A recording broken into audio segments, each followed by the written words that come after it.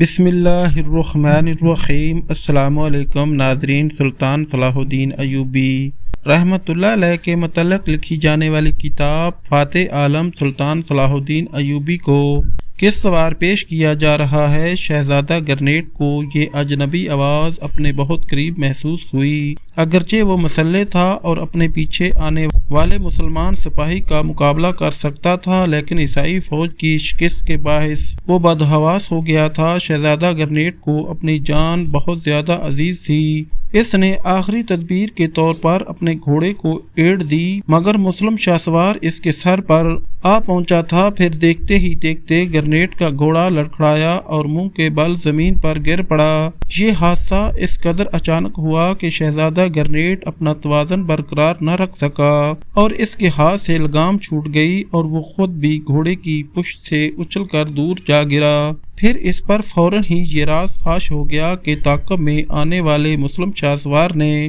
اپنی شمشیر کے بھرپور وار سے گھوڑے کی پچھلی ٹانگ کاٹ دی تھی۔ شہزادہ گرنیٹ کے زمین پر گرتے ہی مسلم شہسوار نے اپنے گھوڑے کی لگامیں کھینچ لیں اور تیزی کے ساتھ شمشیر بکف نیچے اترا۔ موت کو اپنے قریب دیکھ کر شہزادہ گرنیٹ کے چہرے سے وحشت ٹپکنے لگی۔ مسلم شہسوار نے اپنے گھوڑے کی لگامیں کھینچ لیں اور تیزی کے ساتھ شمشیر بکف نیچے اترا۔ موت کو اپنے قریب دیکھ کر شہزادہ گرنیٹ کے چہرے سے وحشت ٹپکنے لگی۔ تم اپنے حواس درست کر لو اور مقابلے کے لیے تیار ہو جاؤ۔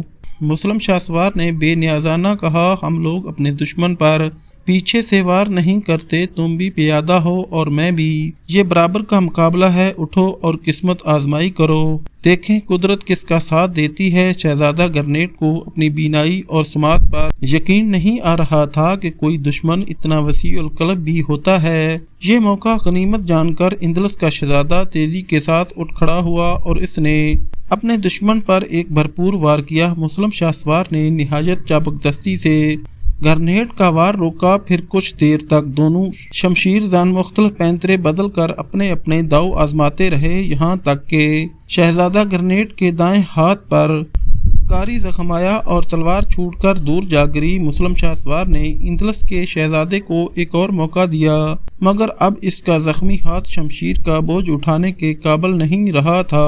پھر دیکھنے والوں نے دیکھا کہ مسلم شہسوار اپنے گھوڑے کی پشت پر تھا اور شکست خوردہ عیسائی شہزادہ لڑکھڑاتا ہوا گھوڑے کے ساتھ ساتھ چل رہا تھا۔ تمام صلیبی سپاہیوں کو پایہ زنجیر کرنے کے بعد شہزادہ گرنیٹ کی تلاش شروع ہوئی۔ سلطان نور الدین محمود زنگی کو بتایا گیا کہ وہ کسی خفیہ راستے سے فرار ہو چکا ہے۔ سلطان عادل نے فوری طور پر یہ فرمان جاری کر دیا کہ برق رفتار شہسواروں کا ایک دستہ مختلف راستوں پر نکل جائے اور شہزادہ گرنیٹ کو زندہ گرفتار کر کے سر دربار پیش کیا جائے۔ ابھی وہ شہسوار گرنیٹ کی تلاش میں نکلنے ہی والے تھے کہ شہزادہ گرنیٹ مسلم سپاہی کے ساتھ قلعے میں داخل ہوا۔ پھر جب اندلس کا شہزادہ ندامت سے سر جھکائے ہوئے دربار میں داخل ہوا تو سلطان نور الدین محمود زنگی کے ہونٹوں پر فاتحانہ تبسم ابھر آیا۔ یہ تبسم شہزادہ گرنیٹ کی اسیری پر بھی تھا اور اس شہسوار پر بھی جو اس جنونی صلیبی کو گرفتار کر کے لایا تھا۔ یہ مسلم شہسوار کوئی اور نہیں، سلطان نور الدین محمود زنگی کا مصاحب خاص یوسف صلاح الدین تھا۔ پھر جب شہزادہ گرنیٹ اور اس کی ماں لوزی کے فیصلے کا وقت آیا تو سلطان نور الدین محمود زنگی کے تمام سرداروں نے بیک زبان کہا، ان دونوں فتنہ گروں کو سر عام قتل کر دیا جائے اور ان کی لاشیں صلیبیوں کی عبرت کے لیے شہر کے چوراہے پر لٹکا دی جائیں۔ صرف یوسف صلاح الدین ہی تھا جس نے سرداروں کے اس متفقہ فیصلے سے اختلاف کرتے ہوئے کہا، ان دونوں کی لاشیں چوراہے پر لٹکا دینے سے عبرت کا یہ تماشا زیادہ سے زیادہ شام تک ختم ہو جائے گا۔ میری رائے میں اس تماشے کو اتنا طول دیا جائے کہ صلیبی قوم روزانہ اس عبرتناک منظر کو یاد کرے اور اپنی شکست و بربادی پر ہر گھڑی آنسو بہاتی رہے۔ یوسف صلاح الدین کی تجویز سن کر تمام سرداروں نے بڑی حیرت سے اس نوجوان کی طرف دیکھا جس نے شہزادہ گرنیٹ کو گرفتار کر کے اپنا پہلا جنگی کارنامہ انجام دیا تھا۔ ان سرداروں میں نجم الدین ایوب اور اسد الدین شیرکو بھی شامل تھے۔ خود سلطان نور الدین محمود زنگی کی آنکھوں سے بھی ایک سوال نمایاں تھا کہ آخر کس طرح اس عبرتناک منظر کو طول دیا جائے۔ ہم اہل ایمان ہیں، اس لیے اپنے دشمن کی لاشوں کی بھی بے حرمتی نہیں کر سکتے۔ یوسف صلاح الدین نے انتہائی باوقار لہجے میں عرض کیا، بہتر یہی ہے کہ جوسلن ثانی کی طرح ان ماں بیٹے کو بھی حوالہ زندان کر دیا جائے، پھر جب تک یہ دونوں زندہ رہیں گے وہ عبرتناک تماشا بھی اپنے تسلسل کے ساتھ جاری رہے گا۔ سلطان نور الدین محمود زنگی نے اپنے مصائب خاص کی اس تجویز کو پسند فرمایا اور ان کے ہونٹوں پر مسکراہٹ ابھر آئی۔ نجم الدین ایوب اور اسد الدین شیرکو کا سر بھی فخر سے بلند ہو گیا۔ یوسف صلاح الدین صرف شجاعت ہی میں نہیں، فہم و فراست میں بھی اپنے ہم مرو سے بہت زیادہ آگے تھا۔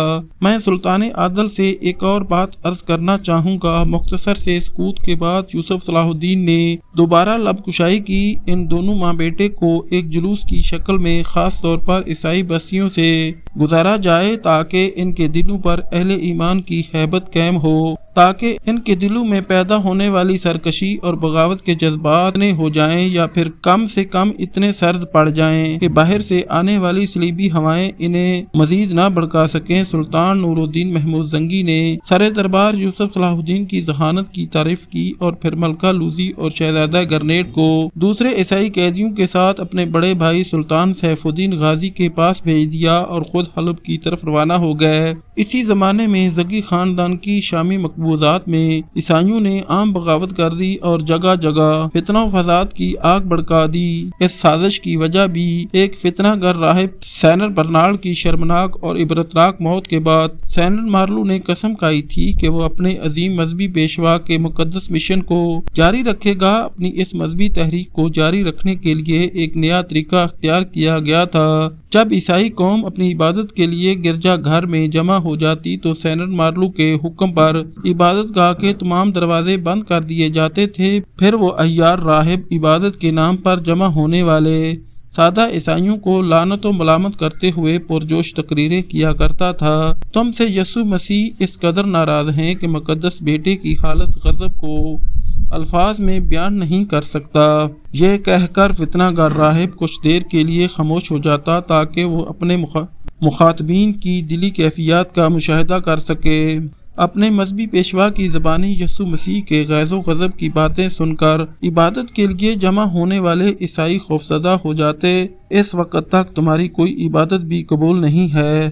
پھر وہ عیار راہب ان کے منتشر ذہنوں پر ایک اور ضرب لگاتا، جب تک تمہارے پیروں میں مسلمانوں کی زنجیر غلامی پڑی ہے، اس زنجیر غلامی کو کیسے ناکام کیا جائے؟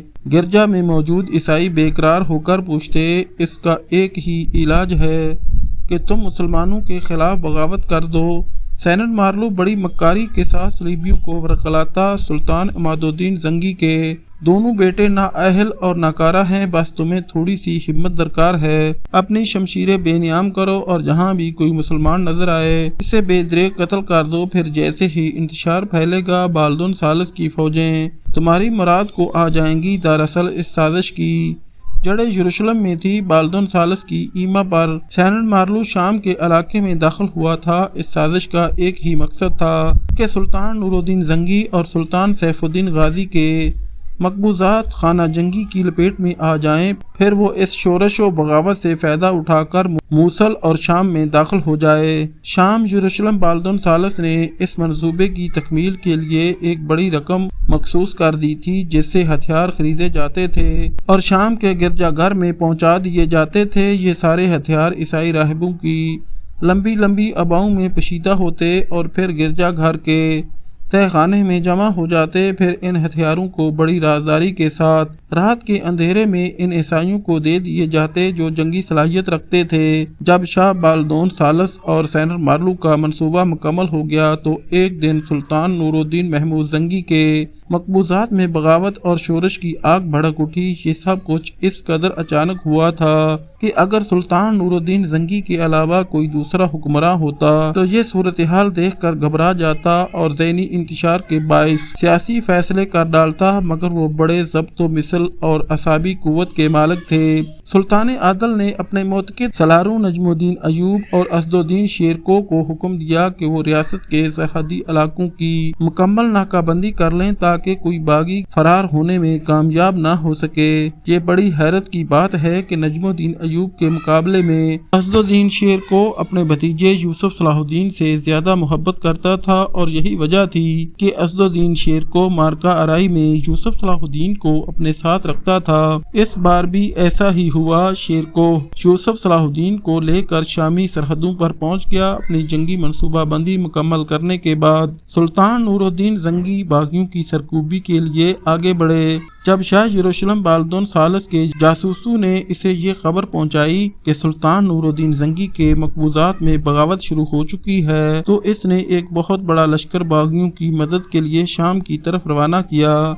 بالدون ثالث کو یقین تھا کہ وہ باغیوں کے تعاون سے سلطان نور الدین محمود زنگی اور سلطان سیف الدین کے علاقوں پر قبضہ کر لے گا، اور اس طرح دوسری صلیبی جنگ کی ناکامی کا داغ اس کے چہرے سے دھل جائے گا۔ مگر جب بالدون ثالث کے لشکر نے شام کی تمام سرحدوں پر مسلمان فوجوں کا اجتماع دیکھا تو وہ ناکام و نامراد لوٹ گئے۔ پھر سلطان نور الدین محمود زنگی نے باغیوں کے کلب میں داخل ہو کر اس قدر شدید حملے کیے کہ آن کی آن میں ہزاروں صلیبی مسلمانوں کی شمشیروں کا رزق بن گئے۔ باقی عیسائیوں کے شور و فعال سے پورا میدان اور شہر گونج اٹھا۔ صلیبی گریزاری کے ساتھ الایمان الایمان پکار رہے تھے۔ ہزاروں عیسائی شکست کا یہ ہولناک منظر دیکھ کر فرار ہو گئے، مگر انہیں نجم الدین ایوب اور اسد الدین شیرکو کے سپاہیوں نے قتل کر ڈالا۔ بامشکل 2-4 صلیبی اپنی جانیں بچا کر بھاگنے میں کامیاب ہو سکے۔ وہ بغاوت جسے پرورش پانے میں کئی ماہ لگ گئے تھے، سلطان نور الدین محمود زنگی نے اسے اپنی جنگی حکمت عملی سے چند گھنٹوں میں کچل ڈالا۔ سینڈ مارلو جو اس بغاوت کا سرغنہ تھا، اس نے فرار ہو کر گرجا گھر میں پناہ حاصل کی۔ اس کے ساتھ اس کے چند خدمتگار بھی تھے۔ مسلمان سپاہی چاہتے تو عیسائیوں کے عبادت خانے میں داخل ہو کر اس فتنہ گر راہب سینڈ مارلو کو گرفتار کر لیتے، مگر اہل ایمان اپنے جنگی قوانین سے مجبور تھے۔ سلطان نور الدین محمود زنگی کا حکم تھا کہ جنگ کے دوران تمام گرجا گھر محفوظ رہیں گے۔ اگر کچھ عیسائی بھاگ کر اپنے عبادت خانے میں پناہ حاصل کر لیں تو ان سے بھی کوئی تعرض نہ کیا جائے۔ یہی وجہ تھی کہ اتنی بڑی بغاوت کی قیادت کرنے والا سینڈ مارلو ابھی تک زندہ تھا، اور محفوظ بھی۔ مسلمان سپاہیوں کے ایک مختصر سے دستے نے آگے بڑھ کر اس گرجا گھر کا محاصرہ کر لیا جس میں سینڈ مارلو روپوش تھا۔ فوری طور پر اس واقعے کی اطلاع سلطان نور الدین محمود زنگی کو دی گئی۔ سینڈ مارلو کا جرم ناقابل معافی تھا۔ سلطان عادل گہری سوچ میں ڈوب گئے۔ وہ اس فتنہ گھر سے ہمیشہ کے لیے نجات حاصل کرنا چاہتے تھے، اور یہ کام ذرا بھی مشکل نہیں تھا کہ چند سپاہی گرجا گھر میں داخل ہوتے اور سینڈ مارلو کو پکڑ کر سلطان نور الدین زنگی کی خدمت میں پیش کر دیتے، مگر اہل ایمان اپنے اصولوں سے مجبور تھے۔ آخر سلطان عادل کی ذہنی کشمکش کو یوسف صلاح الدین نے اپنی ذہانت سے دور کیا۔ آپ اپنے ایک غیر مسلح سپاہی کو عیسائیوں کے عبادت خانے میں بھیجیں۔ وہ سپاہی سینڈ مارلو کو سلطان عادل کی خدمت میں حاضر ہونے کا حکم دے۔ یوسف صلاح الدین نے اپنی تجویز کی وضاحت کرتے ہوئے کہا، اگر اس نے میرا حکم ماننے سے انکار کر دیا۔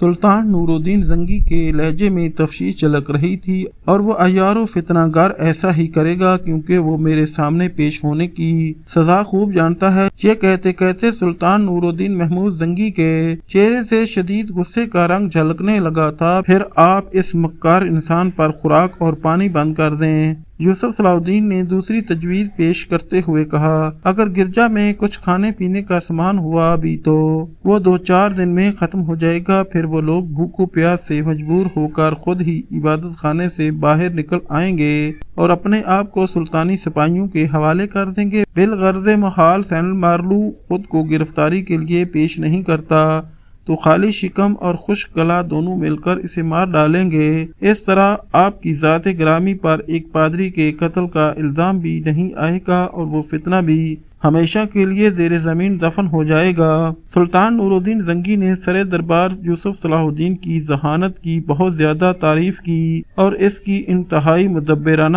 تجویز سے اتفاق کیا۔ پھر ایسا ہی ہوا جس کی طرف یوسف صلاح الدین نے اشارہ کیا تھا۔ گرجا گھر میں مختصر سے پانی کے ذخیرے کے سوا کھانے کے لیے کچھ بھی نہیں تھا۔ سینٹ مارلو کے خدمتگار نے بڑی مشکل سے پانی پی کر ایک رات گزاری۔ پھر جب بھوک کی شدت سے ان کے پیٹ جلنے لگے تو سینٹ مارلو سے رو رو کر عرض کرنے لگے، مقدس پیشوا، ہم سے یہ بھوک برداشت نہیں ہوتی، اس لیے ہم خود کو مسلمانوں کے حوالے کر رہے ہیں۔ ناظرین، آج کی ویڈیو یہاں ختم کی جاتی ہے۔ انشاءاللہ جلد ہی اگلی قسط پیش کی جائے گی۔ ویڈیو اچھی لگے تو ہمارے چینل کو سبسکرائب اور لائک لازمی کریں اور ہماری حوصلہ افزائی کے لیے کمنٹ ضرور کیا کریں۔ شکریہ۔